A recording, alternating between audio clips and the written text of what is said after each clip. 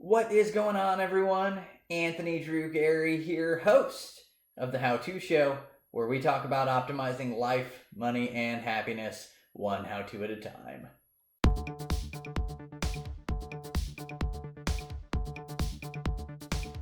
This week on the show, I want to talk about healthcare, and specifically, I want to talk about health savings accounts.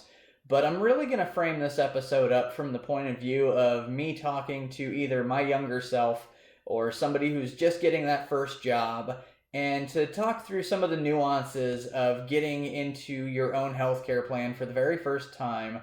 And even though it sounds really complicated, I think I can break it down into smaller pieces that may make life easier. And I can explain some of the situations that I found myself in, and hopefully somebody can get benefit from the fact that I don't think I optimized this, and maybe somebody that's listening can, based on the information that we're going to talk about. So, a lot of companies at the end of the year do their open enrollment for healthcare. And so, it's basically your time of the year where you can declare what sort of healthcare options you are going to have for the upcoming calendar year or the upcoming period, however your employer does it. And so, one of the things I want to talk about there is, some companies have two different healthcare options. And so, one of them is what's known as a high deductible plan, which usually comes with the eligibility for a health savings account. And then the other option is a usually a more expensive premium plan to cover folks who may be in a different stage of life, who have more recurring health expenses, and who might benefit from that sort of coverage more so than somebody who's either younger or just starting out or is generally more healthy. And so when I first started out in the workforce, I signed up for the premium health insurance because I thought that I needed to make sure that I was covered in that capacity. And, ultimately I had a good healthy span of several years when I was just getting out of college, and I didn't have a whole lot of health expenses. And what I realized is that I was paying a lot of money into this health plan and not really getting a whole lot out of it. And it was not a plan that allowed me to put money into a health savings account. And so that really set me back in terms of some of the things that I could be doing with it now, because I got a later start in realizing the benefits of a health savings account.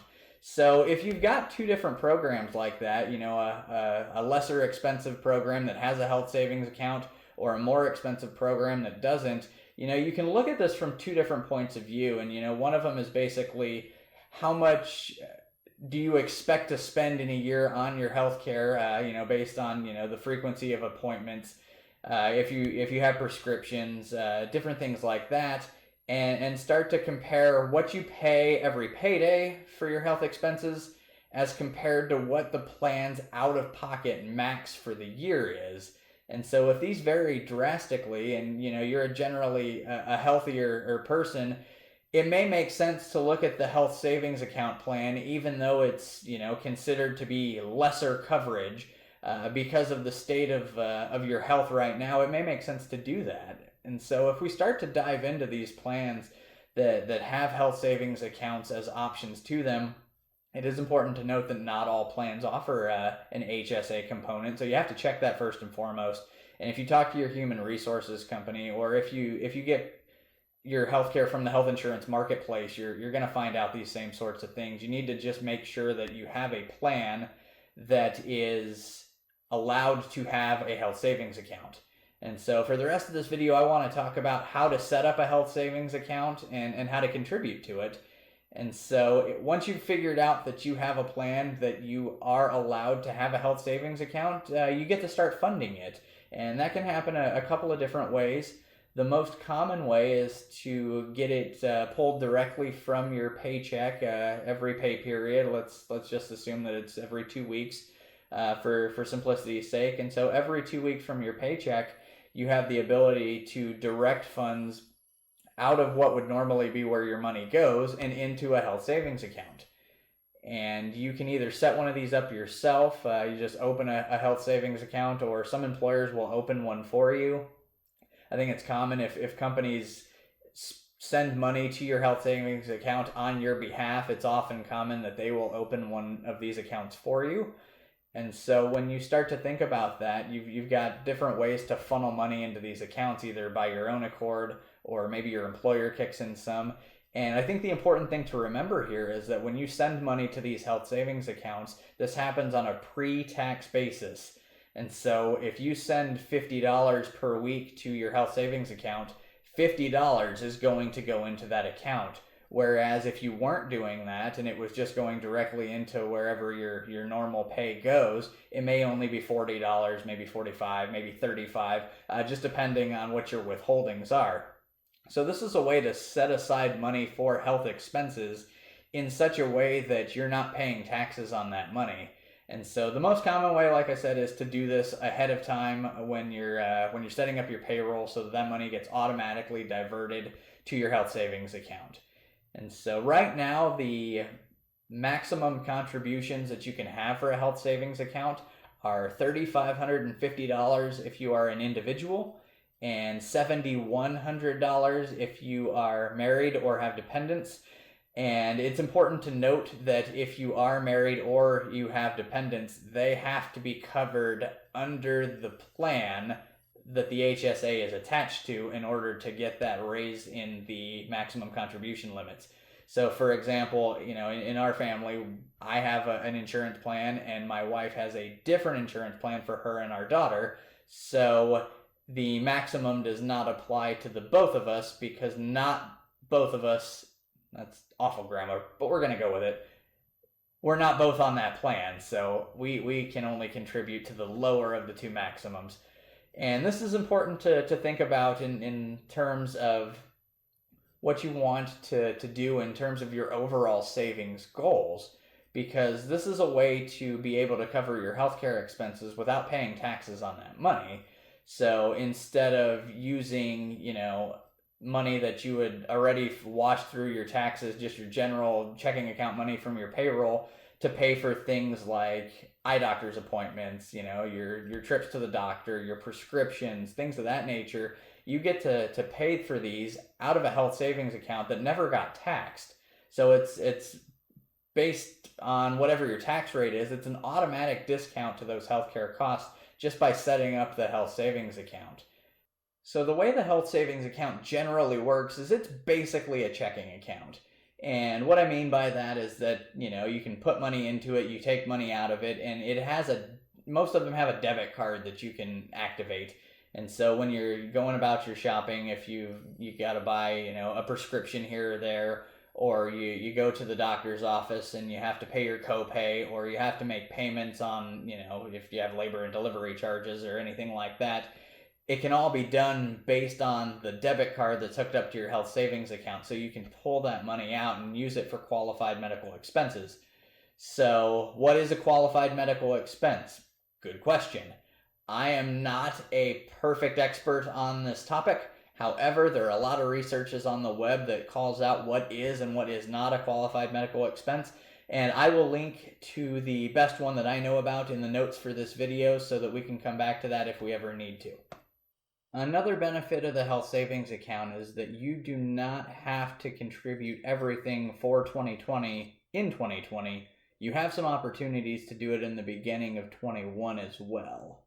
So let's say that you just found out about health savings accounts recently. You want to contribute up to one of those maximum numbers, maybe 3,500, maybe 7,100, but you haven't done it up to this point. However, you do have some savings set aside to potentially throw into them. You are able to contribute to a health savings account from money that you have already paid taxes on, and you can contribute to it, even next year up until tax day, and still get credit for contributions to your 2020 contribution limits. You just have to make a declaration when you contribute that money, and usually if you're doing it digitally or if you're doing it at a bank branch, there's a way to allocate it specifically to a year if you want to do it for this year, or if when next year rolls around you want to do it for this past year as opposed to the current year that you would be in. So the way that you would think about that is that you would still get a tax savings on it, but you would not realize it until you file your taxes for the following year. And there's a little bit of a nuance to this. The difference between contributing to it with after-tax dollars and getting your tax break on your taxes versus directly having it pulled out of your payroll deductions. And as best I understand that is when you pay your payroll taxes and you get your money into your net for your checking account or wherever your money goes, you also pay some Social Security taxes on top of your federal and your state taxes. And so if you were to contribute after-tax dollars to your HSA, you're not going to get credit for the Social Security portion, but you will get credit for the state and the federal portion that you paid in. And so this is it takes a further step into what could be a tax strategy for you. I know this is something that my family looked at. If you get to the tax time in next year and you realize that you owe money, it could be a situation where instead of paying the taxes that you owe, you could make some catch-up contributions to your HSA. And so let's use a scenario. Maybe you owe $75 on your taxes. And instead of paying that $75 to your taxes, what if you went back and contributed $100 to your HSA, and that caused a net wash and you no longer owed that tax because you put more money into a tax-deferred account? So to think about that, you would have the opportunity there, just using these small numbers, to instead of paying an extra $75 in taxes come tax time, you could pay yourself $100 and still get the benefit of using that money on future healthcare expenses. I think that's just a neat way to look at that and a neat way to consider it. So those are the general basics of what a health savings account is, what you can use it on, and how you can basically get a farther stretch on your dollars that you have available for healthcare expenses by using one of these accounts. And next week, I'm going to do a little bit of a teaser here. I'm going to put out a video that details how to optimize one of these HSA accounts even a little further than the things we've been talking about today, so that you can make those dollars stretch even further and potentially create a perpetual motion device of a means to an end to pay for your healthcare expenses. That is going to bring this episode of the show to a close. Hopefully there was something actionable in that episode that you can take away for your own life. Or if you know somebody who's just starting out in the real world, just getting their first job, figuring out healthcare for the very first time, share this episode with them. And I want to take a minute to talk about the fact that as of recently, I have been taking all of my YouTube audio and putting it into podcast form.